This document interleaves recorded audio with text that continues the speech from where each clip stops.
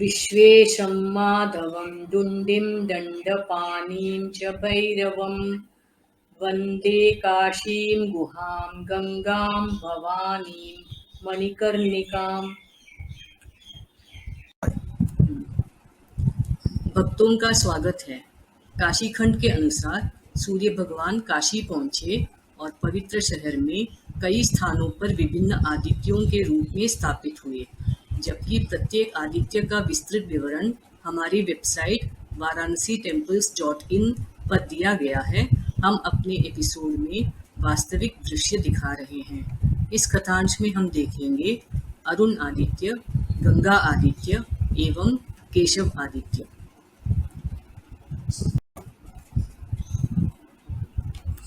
अरुण आदित्य काशी खंड के अनुसार विनता कश्यप ऋषि की पत्नी थी, जिन्होंने 3 बच्चों को जन्म दिया था। इनमें से अरुण एक विकृति के साथ पैदा हुआ था। उसके शरीर का ऊपरी हिस्सा पूरी तरह से विकसित था, लेकिन पैर का हिस्सा पूरी तरह से विकसित नहीं था। समय के साथ अरुण ने खुद को विकृति से मुक्त करना चाहा। वह काशी आया और भगवान सूर्य की सच्चे मन से प्रार्थना करने लगा, जो अरुण पर प्रसन्न हुए। सूर्य ने स्वयं प्रकट होकर अरुण को आशीर्वाद दिया कि वह हमेशा भगवान सूर्य के साथ उनके सारथी के रूप में रहेगा। भगवान सूर्य ने यह भी कहा कि जो व्यक्ति अरुण आदित्य के रूप में मेरी पूजा करता है, उसे दुख का पता नहीं चलेगा और दरिद्रता हमेशा उससे दूर रहेगी। काशीखंड के अध्याय 51 के अनुसार जो व्यक्ति अरुण आदित्य की पूजा करता है, वह कभी बीमार नहीं पड़ता और उसके जीवन में कोई बाधा नहीं आती। अरुण आदित्य मच्छोदरी के त्रिलोचनेश्वर मंदिर में स्थित है।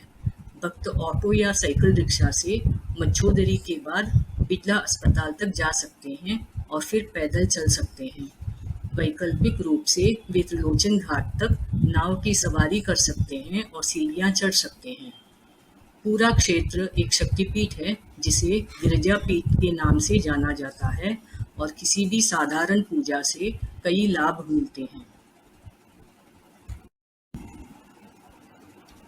गंगा आदित्य काशीखंड के अध्याय 51 के अनुसार भगवान सूर्य ने पवित्र नदी गंगा की पूजा करने के लिए काशी में एक विशेष स्थान पर खुद को स्थापित किया। ऐसा माना जाता है कि आज भी भगवान सूर्य उक्त स्थान पर गंगा नदी के स्तोत्रों का पाठ करते हैं और अपने भक्तों को आशीर्वाद देते हैं। गंगा के तट पर सूर्य के रूप को गंगा आदित्य के रूप में जाना जाता है।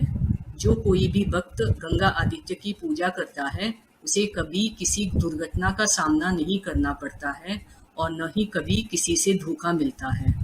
व्यवसाय से जुड़े लोगों को गंगा आदित्य की पूजा करने की सलाह दी जाती है।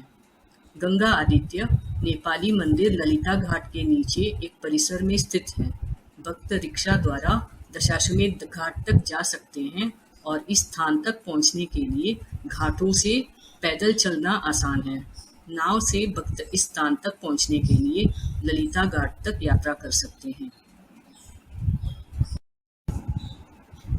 केशव आदित्य एक बार भगवान सूर्य आकाश में भ्रमण कर रहे थे और दूर से उन्होंने भगवान विष्णु को आदि केशव के रूप में शिवलिंग की पूजा करते देखा। सूर्य उस स्थान पर पहुंचे और भगवान विष्णु ने उत्तर दिया कि काशी क्षेत्र में भगवान शिव सर्वोच्च भगवान है और उनकी पूजा सभी को करनी चाहिए। भगवान विष्णु ने काशी में लिंग पूजा के महत्व का वर्णन किया।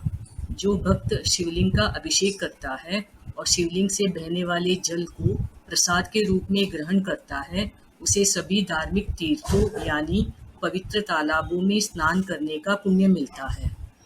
काशीखंड अध्याय 51 के अनुसार भगवान विष्णु ने भगवान सूर्य को भी काशी में लिंग रूप में भगवान शिव की पूजा करने की सलाह दी।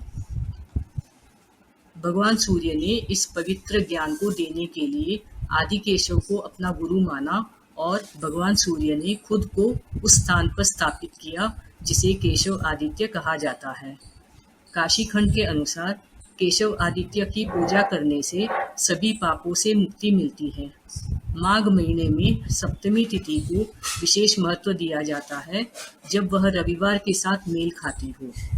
ऐसे दिनों में भक्तों को केशव आदित्य की पूजा करने की सलाह दी जाती है। केशव आदित्य राजघाट किले के आदि केशव मंदिर में स्थित है। भक्त ऑटो रिक्शा या साइकिल रिक्शा या कार से इस स्थान तक जा सकते हैं।